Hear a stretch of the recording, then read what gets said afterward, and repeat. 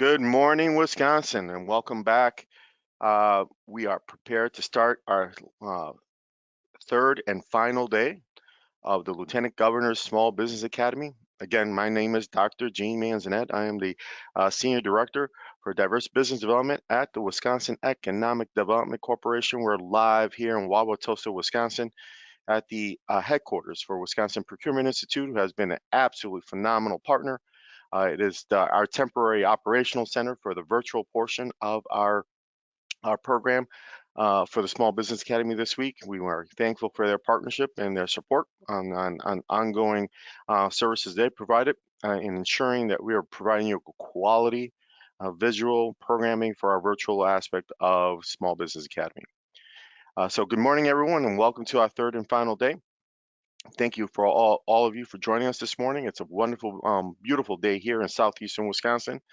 Hopefully you're going to enjoy this happy Friday.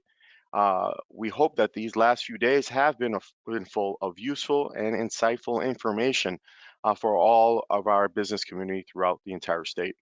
Today, our session will be focused on business development, and I would like to invite Harley Judes from the Small Business Development Center at UW-Clare to introduce our first session. Harley, good morning. How are you this morning? Are we ready? Good morning. We are ready.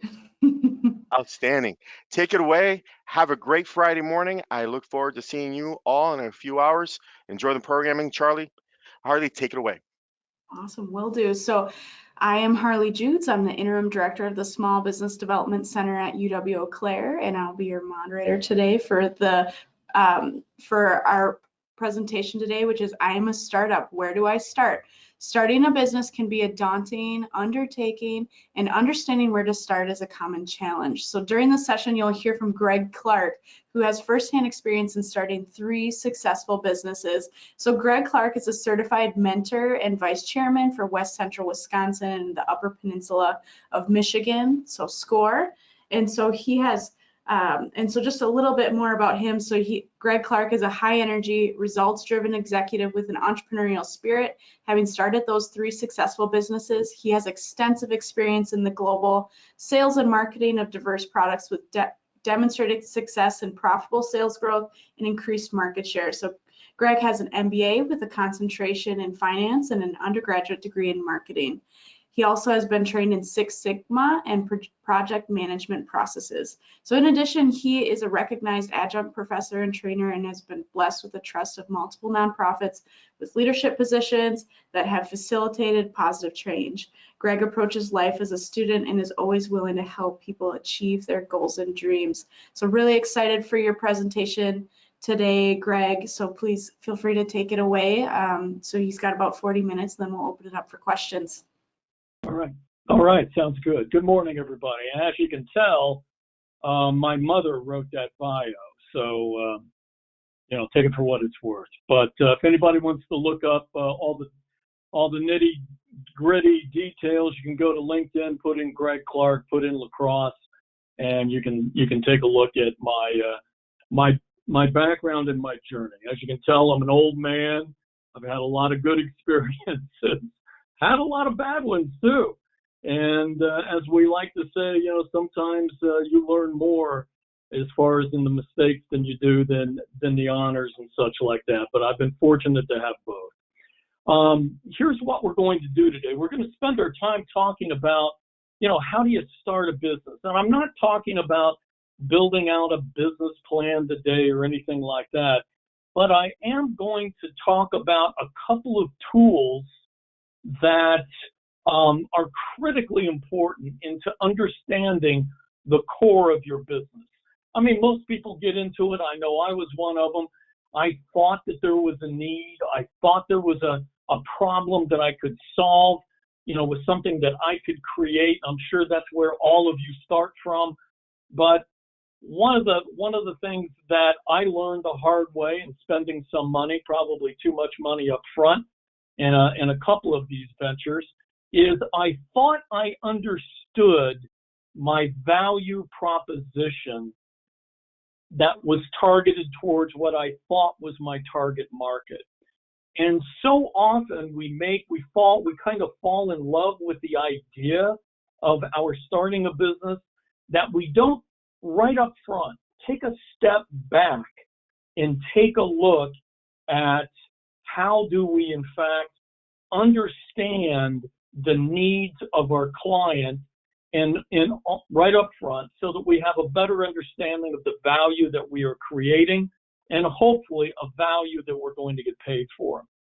So I'm going to ask Michael, I think you have control of the slide. If you could go to the bottom of this slide, we'll go ahead and we'll get started.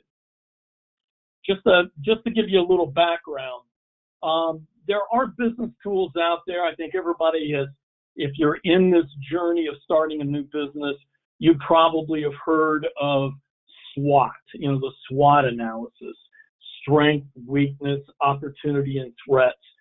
A great business tool. It's been around for over 60 years. The wonderful thing about business is a lot of the tools that get created have a very long life. And the reason is because they work. They help get what's in our brains out onto paper. So what we're going to be looking at today are two tools that were created by a gentleman by the name of Osterwalder, a very, very famous, famous consultant here globally. And he called it the value generator. And this is where we're going to start. This is where we're going to start the analysis of our value in regards to how the customer views it. Now, one of the things that I'm noticing here, you may not be able to see it, but in very light gray, and I think you're going to have access to this handout, after the meeting. But in a very light gray, I don't know if there's anything that we can do to make that a little bit darker so that you can see it, but you'll be able to get this from the group later, I'm sure. But we've got two tools that we're going to be using. One is the value generator. Then we'll go to the top of this page and show you how that fits into a business, what we call a business canvas, which is also an Osterwalder. These tools have been around for 10 years.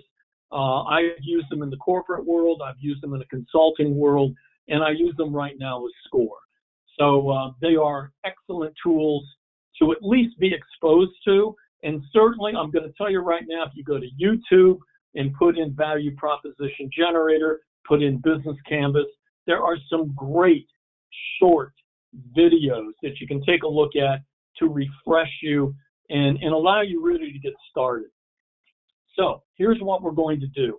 You see the circle, you see the square, and we're going to start on the circle. That is the customer profile. And on the customer profile, if you see the right hand piece of the pie, that is our first step. And I'm going to be right up front with you. This is probably the toughest concept. And here's what the concept is for that number one piece of pie, the far right hand piece of pie. And that is understanding what the task is or the process is from your customer's perspective that they are trying to achieve, where potentially your services and product might help them in some way. So step one is to give some thought to what the process is or the task is that your customer is trying to achieve. I've used McDonald's as an example. You're out driving around and you're hungry and you're thinking about, where do I go to satisfy the hunger? And so, step one is I'm reviewing either in my head or on my phone someplace to get something to eat. There's probably another step, which is, how long do I have to eat it? And then number three may be in that process, how do I get from where I'm at to where I can buy the hamburger or the cheeseburger? So you see, there's a process there. There's a task there that I'm asking you to review from your customer's perspective. what is the process or task steps that they are going to be using in order to satisfy their need. Okay, that's step one. It's the far right of the pie. Now let's go to the top of the pie under the customer profile. That's step number two. And it is really better if you do these in this sequence. Certainly you can skip around and do it on your own, but I'm going to suggest the sequence because I've had it work. So it doesn't mean that you can't be creative with it. But the top pie part or piece is the pain. And I go, you're going, what do you mean by pain? Well, you've identified in step one the task or process that your customer is faced with in getting whatever need it is satisfied. Part two here, the top of the pie, is identifying the pains associated with completing that task.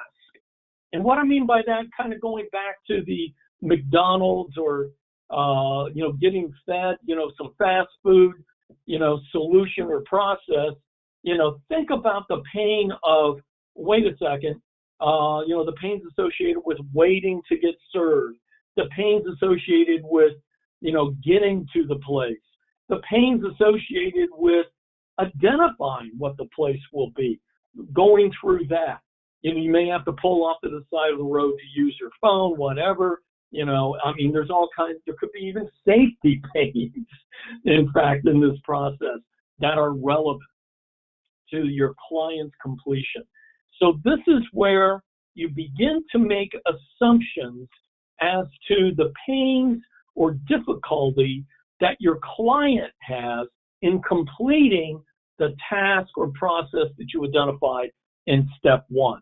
But again, obviously what we're doing, we are all focused, we are all in on identifying from your customer's perspective their pains, their tasks, and then the bottom pie on the lower left is gains.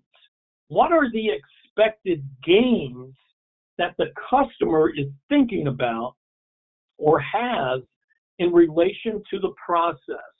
It's, hey, I saw an advertisement this morning, for a great sale on a double cheeseburger at Burger King. You know what? I got to search out a Burger King. And my expected gain is, it'll be the only, of course, we always say this, it's lunchtime, and you go, that'll be the only meal I eat today. So you're hoping maybe I could skip dinner tonight, as an expected gain from the process. Of course, we all know we don't do that. But anyway, we say it sometimes. So again, it's the expected gains that the customer might have from doing their process that you've identified. So there you go. Step one, the process, the tasks. Step two, the pains that your customer associates with doing those tasks. And number three, expected gains. What are the gains that they're hoping to get from completing the task? Okay? And again, we will have questions at the end. So feel free to put them in the chat, and we'll try to get to those questions at the end of this presentation. Now let's switch over to the box. The box contains your value map. We're going to go number one to the far left piece of that puzzle, that square, and that's where I need for you to put down, in the simplest, highest level terms, the products that you're going to offer, the services that you are going to offer. Don't need a lot of detail here. It's high level. You're a fitness trainer. You're going to provide subscription classes through a subscription, through a membership or something like that. You're a bakery and you have high-end baked goods. And maybe you have names for those baked goods. List those in section 4, high level, but what does your product and service portfolio look like? Okay? Then let's go to the top of the box. Now we start trying to align what the customer, the assumptions that we're making about the customer in regards to your portfolio of products and services. So the top piece of that puzzle on the box, segment 5, is list the ways that your products and services can in fact be solutions for your customers' pain. Say it one more time. Let's use number 5, top of the box, as a way of putting together and aligning your products and services that you put over in section 4 with the pains that you've identified in section 2. Now, I'm going to tell you right now, maybe your portfolio of services and products don't address all of the pains that you identify with how the client performs and executes their task or process. May not happen. But try to get as close as alignment as possible as a pain solution for your customer that you've identified in section 5. Okay? Dropping down, final section in the value generator is, again, taking your product and service portfolio and aligning that with how they might provide the ways of gain achievement that you've identified in section 3 about your customer. In a perfect world, you have alignment. And in a perfect world also, quite frankly, these tools are really used to provide insight. We have it up here in the brain. I know it's been up there in the brain. I know you've been talking to people, family and friends and people at SBDC and SCORE and maybe banks at this point in time, early on. You've got it up there. You got that idea. But this is a tool to provide you with the insight on how you differentiate your business aligned with the assumptions that you've made about your customer's process, the pains associated with the process, and the hopeful gains that you might be able to provide also, not only pain solutions, but ways of achieving the gains that they expect from their system. Okay? It may have that just one piece of insight that allows you to successfully differentiate your business right from the get-go. And again, people go, well, Greg, why is this important? Why should I do it? It's another tool. I just want to get started. I understand that. And again, I've been there. Sincerely, I've been there. We could talk about that later if we have time. But here's what I have found on doing this segment right. It gives you 4 different things, really. Number 1, it actually gives you a chance to raise money. I know that if you go to WIBIC, and WIBIC has a microloan, they're part of Kiva.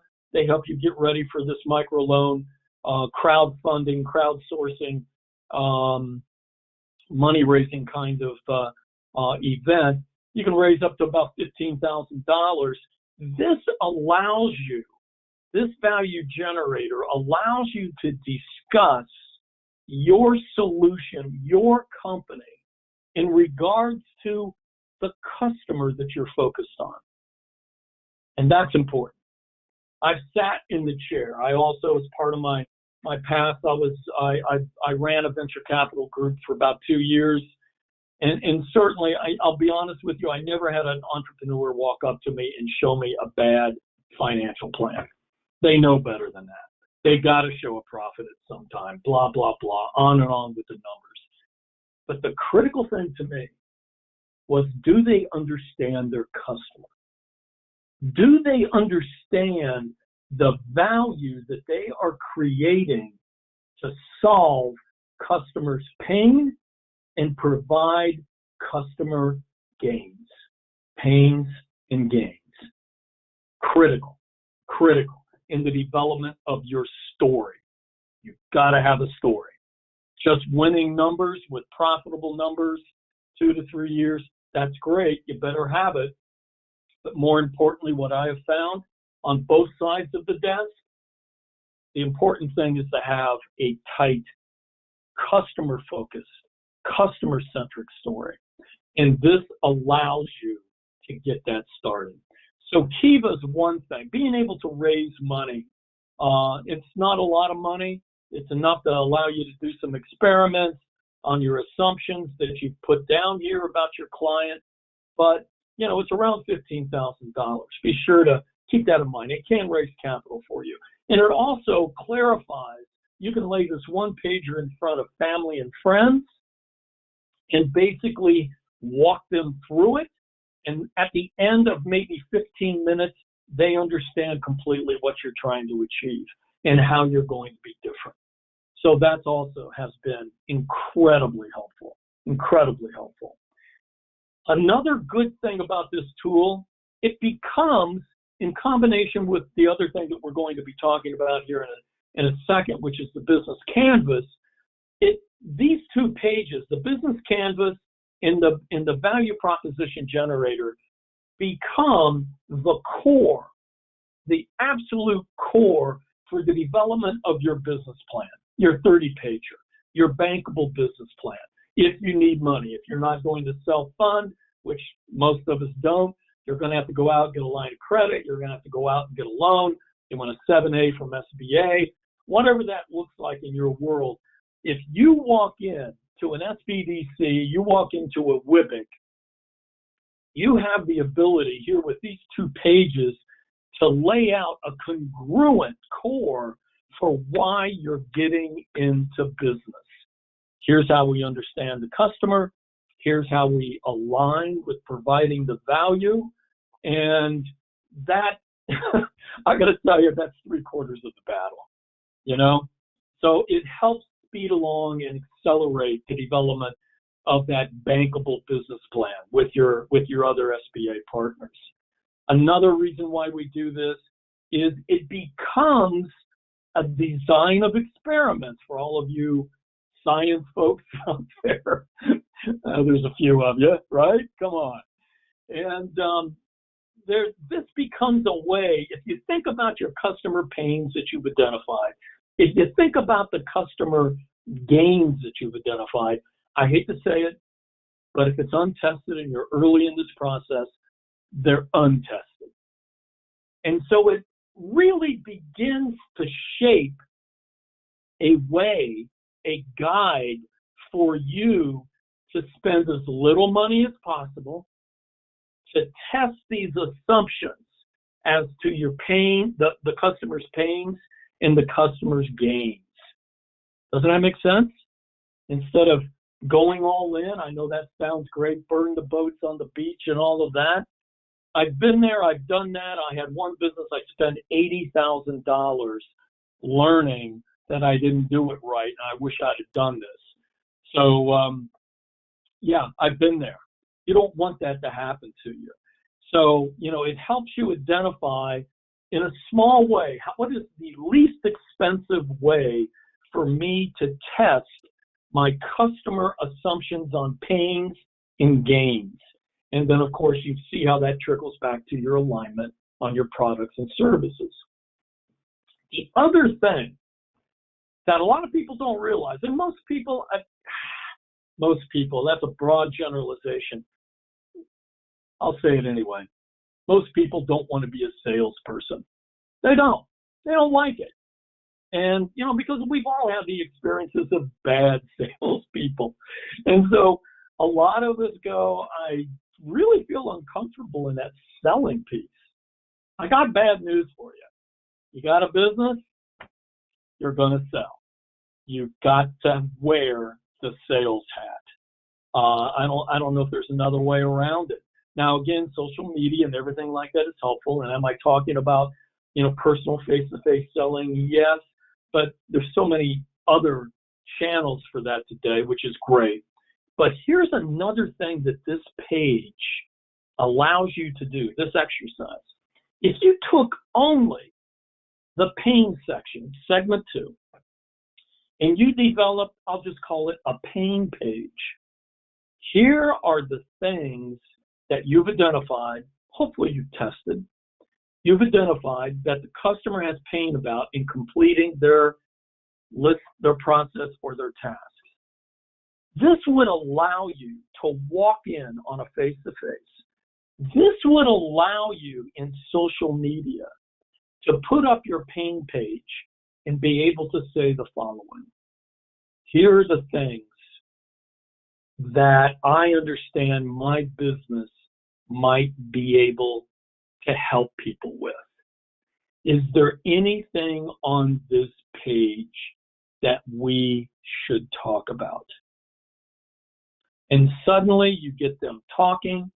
You get them talking about the pain that they've had in completing whatever process that might be. And then selling becomes a little bit easier because now you're listening 70 to 80% of their time, and they're giving you the reasons about their pain. And the simple close is, I can help you fix that. So it also becomes a sales tool if you go through this process, these 6 steps. Michael, if you could go to the top, please. Thank you. And again, at the end of the session, we'll have the opportunity to to discuss and ask questions. Please, I welcome those. So this one I'm not going to spend a lot of time on. The absolute key is getting value proposition and the understanding of the customer segment as defined as possible. But again, Osterwalder was working as a consultant in the software industry, working with a lot of software nerds. God bless them. I consider myself a nerd in a lot of different ways. And they hated sitting down doing that 30-page business plan.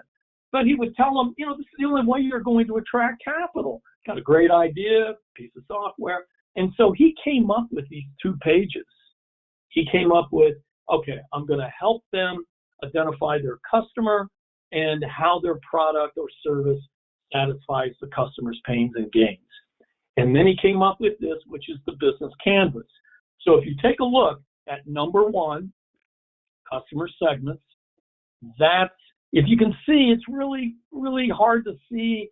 That's where the circle goes for whatever segment that you're working with.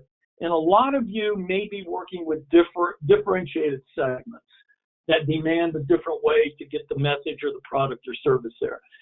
I'm going to tell you up front, it's best to focus on as few customer segments as possible. Most of us aren't walking in with $1 million to start a business.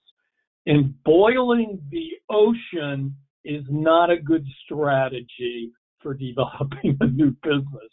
You may have 100 segments, but if you're trying to hit 100 segments, you're going to screw it up. I mean, just bottom line. I've seen it. I've been part of it. Try to focus as well as you can on a customer segment. Go through the value proposition.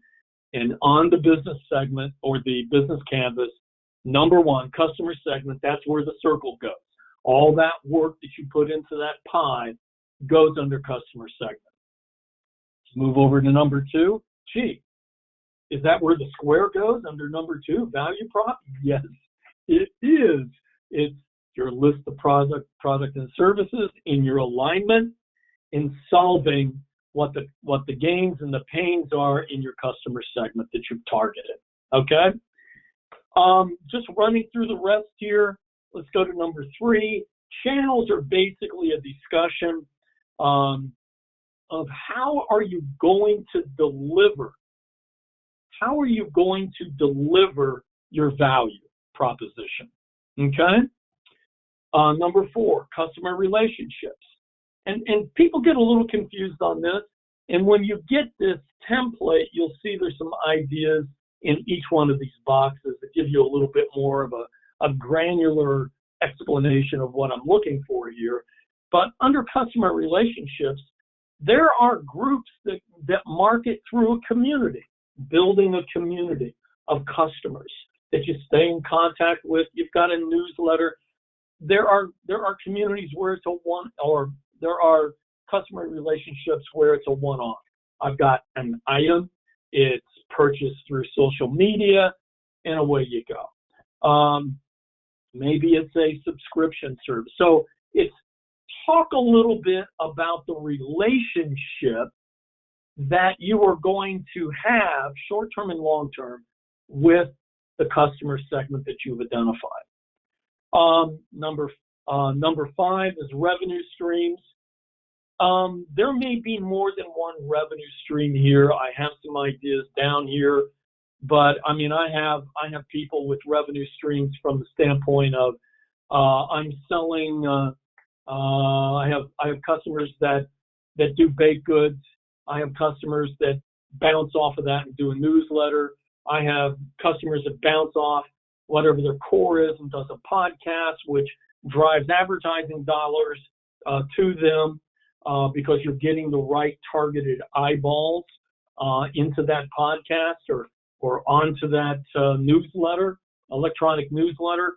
Be creative.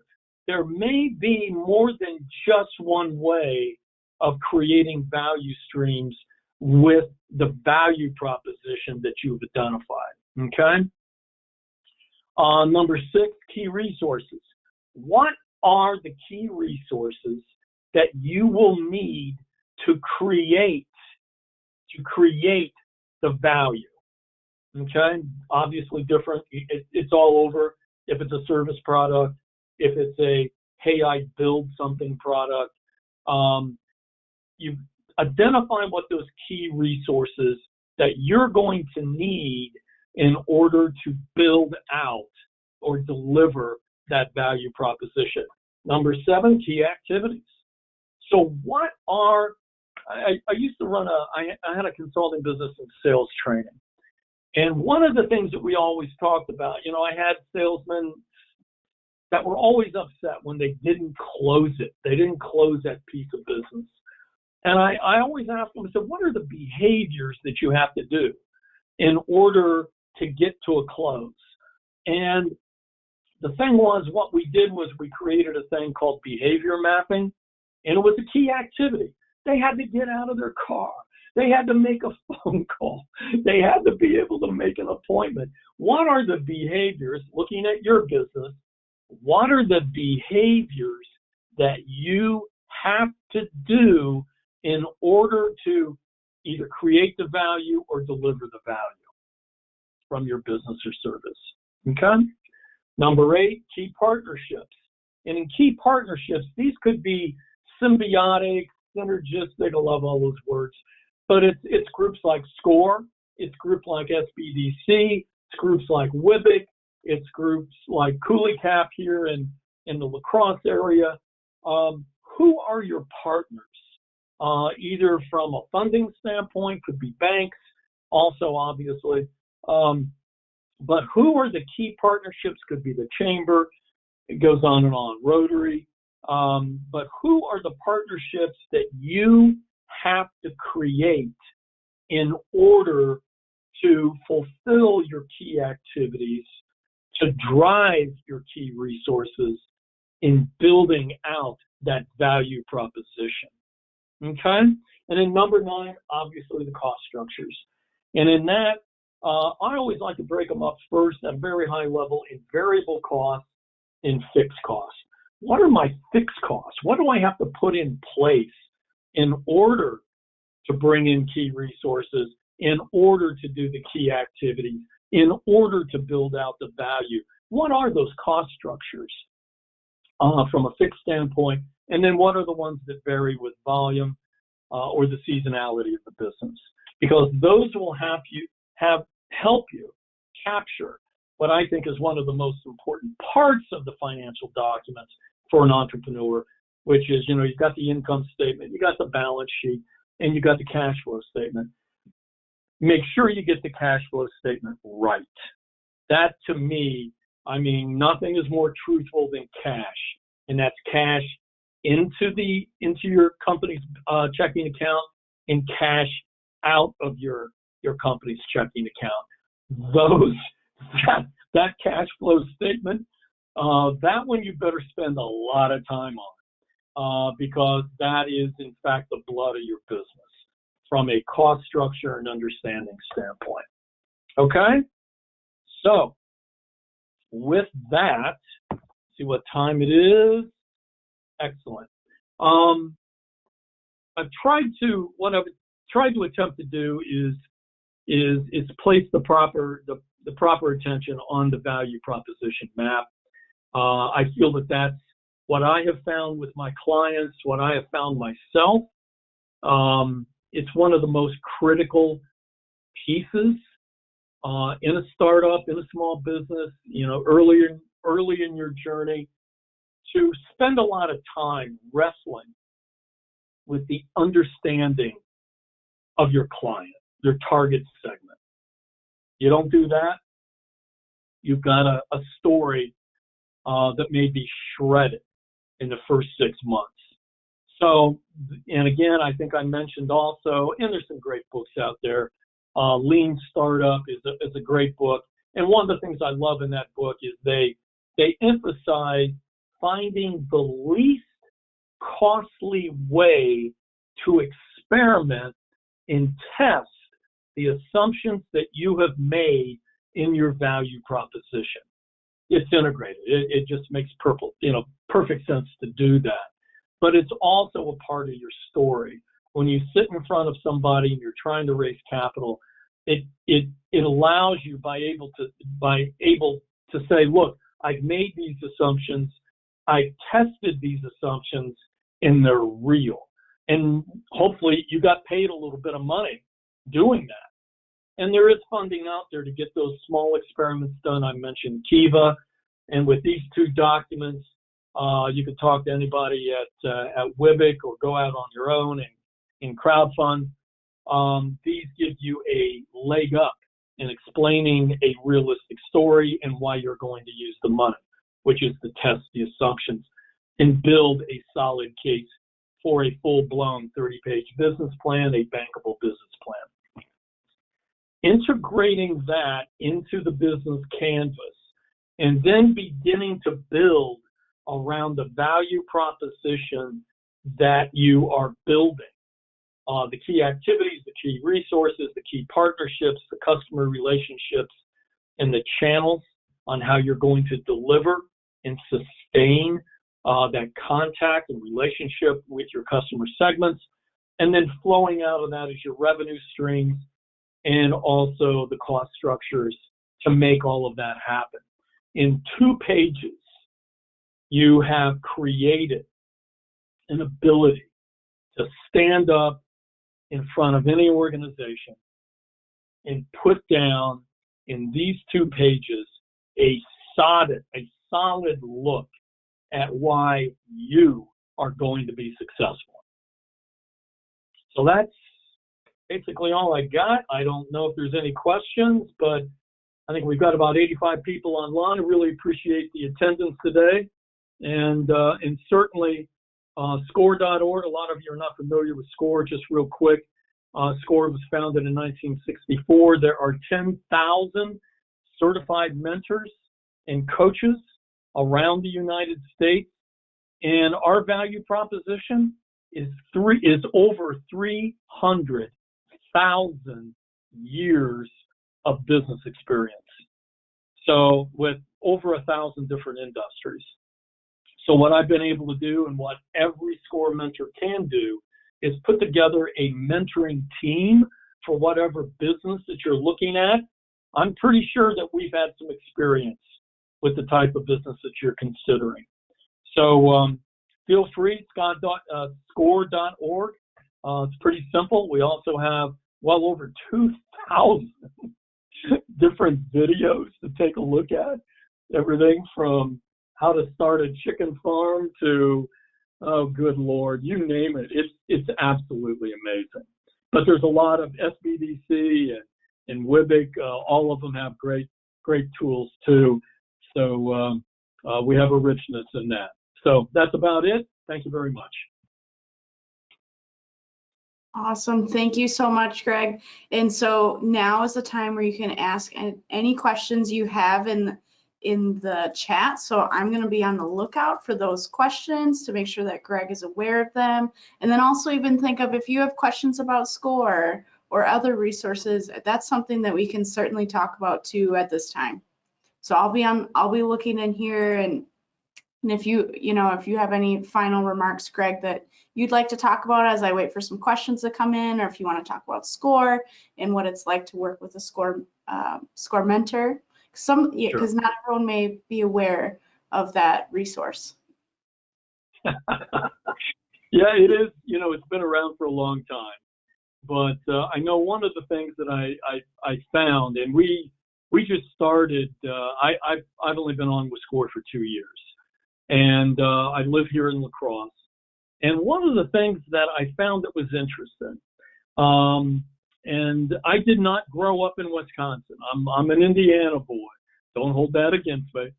But my wife and I made a conscious decision to retire here in Wisconsin in La Crosse. It's special.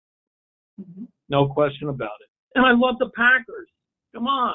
I've always been a Packers fan, since childhood. But the reality is, when you take a look at SCORE, and you take a look at the state of Wisconsin, the state of Wisconsin is rated in 5-year survivability of small businesses, number 2 in the country.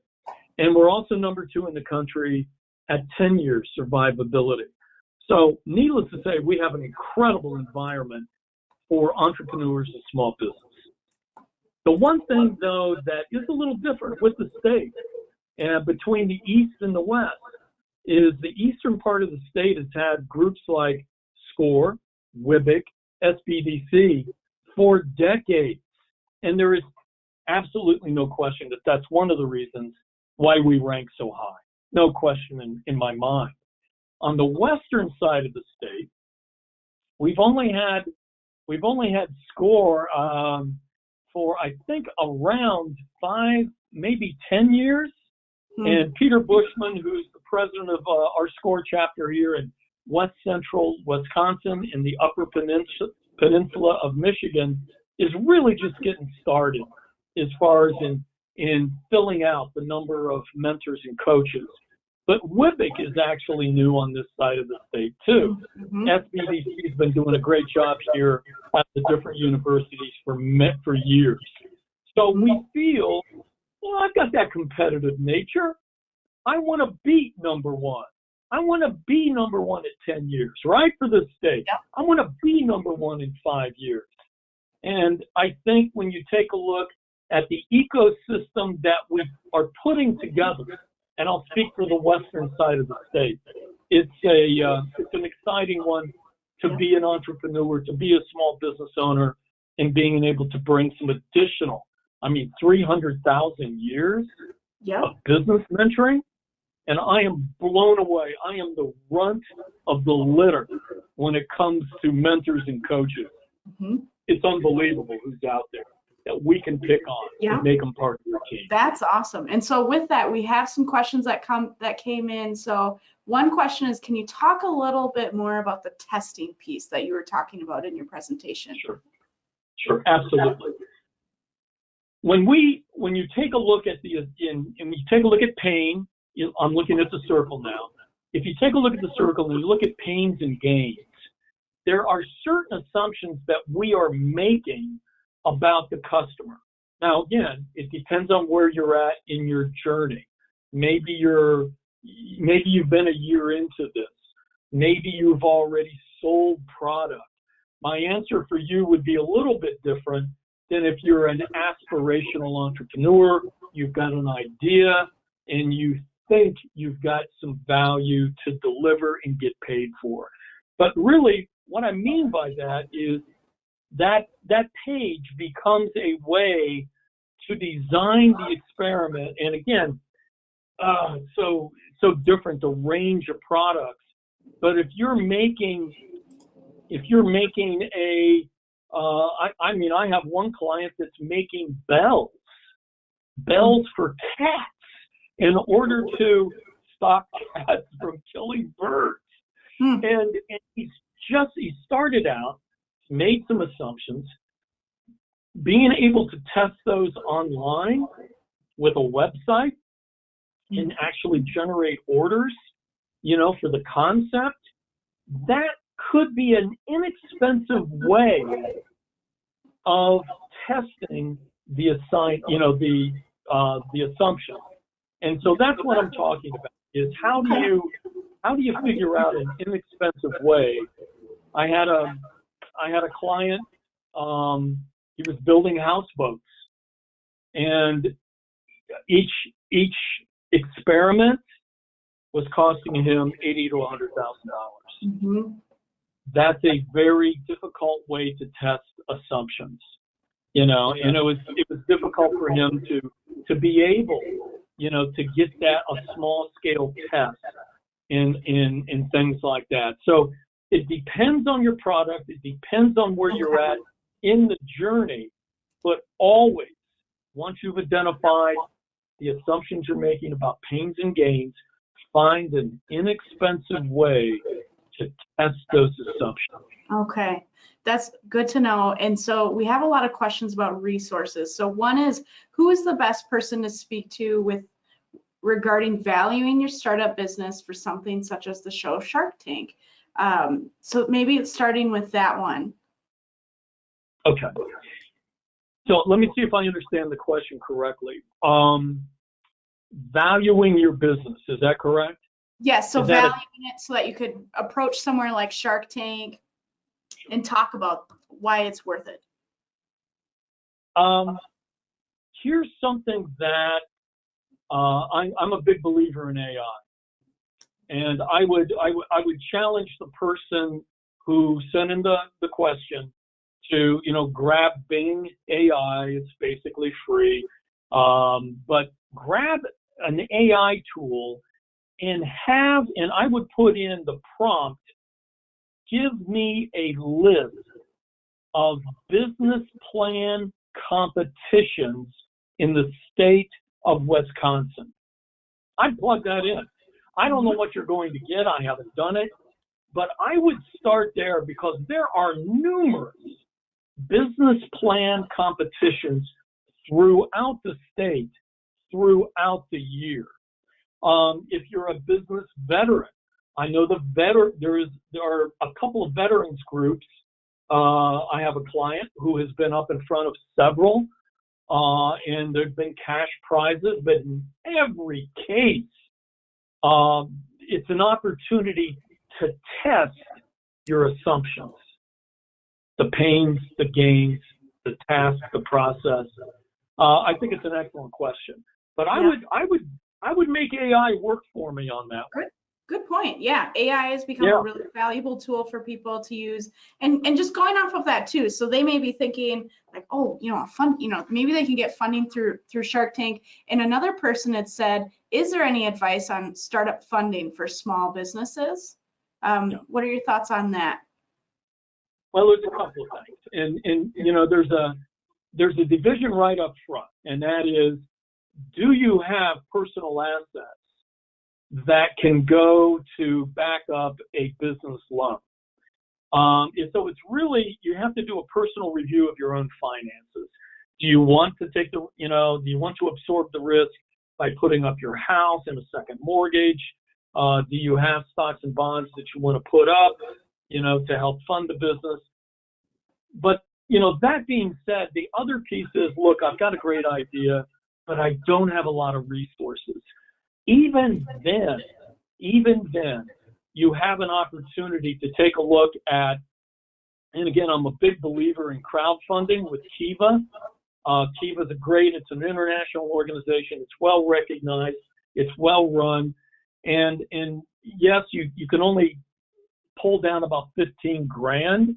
But what Kiva allows you to do is it allows you, as you go to the next stage, maybe you're going to go to SBDC, they're going to do a 30-page business plan.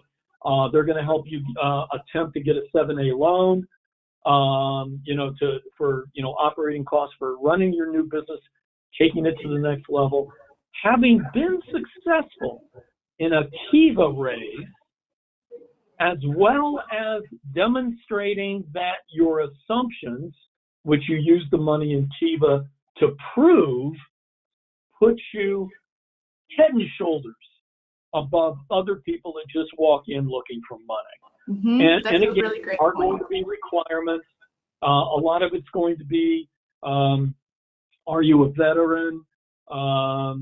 There's different grants for DEI opportunity grants. I mean, there's so many different things. It's difficult for me to say, here's the one path. Yeah, and that's where too. So just doing a plug for both of us, where SCORE mentors and SBDC, area, small business centers can help you with those sorts of things. And that leads into another. I'm gonna do two questions at the same time. So one, what is the process of getting a mentor through SCORE, someone like you? And then also someone had asked, like, where can we get these resources that you talked about, the ones that you used online? So if you could talk a little bit about how does someone get a mentor like you, and where are those resources?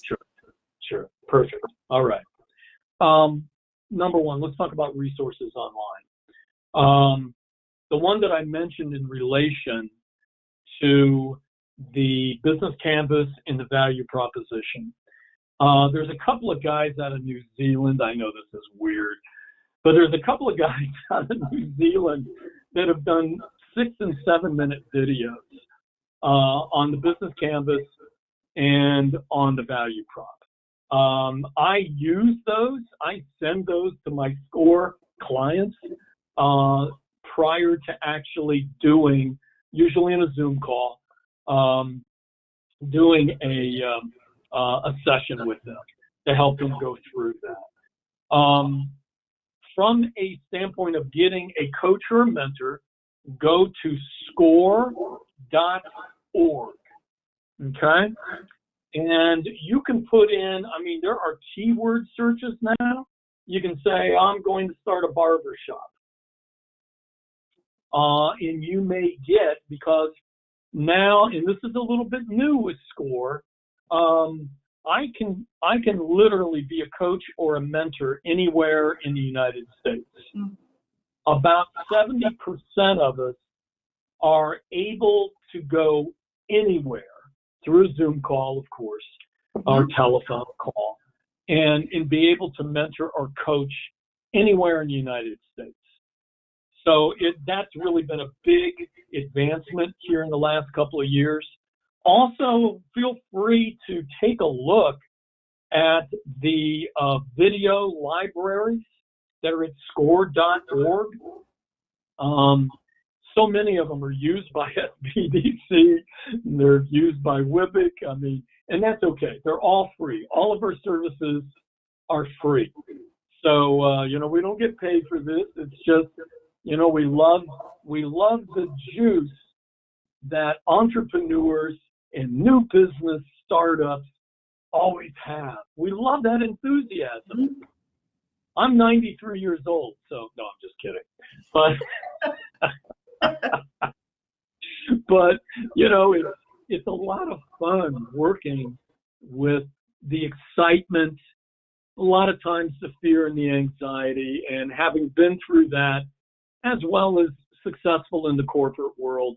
And like I say, I'm the run of the litter. I had a call this morning with my co-mentor, is ex-vice president of Europe and Middle Eastern purchasing for PepsiCo. And we're working with a client in Philadelphia who's working on a Puerto Rican eggnog. Mm, that's something. It's pretty amazing out there. Yeah. But Huh. that's what makes this exciting. Thank you to Greg and Harley for a fantastic first session this Friday morning. I really appreciate you sharing your perspective with our attendees, sharing your resources. I'm sure SCORE will see a little bump after Small Business Academy. And thank you to all of you for attending this session. We will be taking Good luck a to all short of you. break.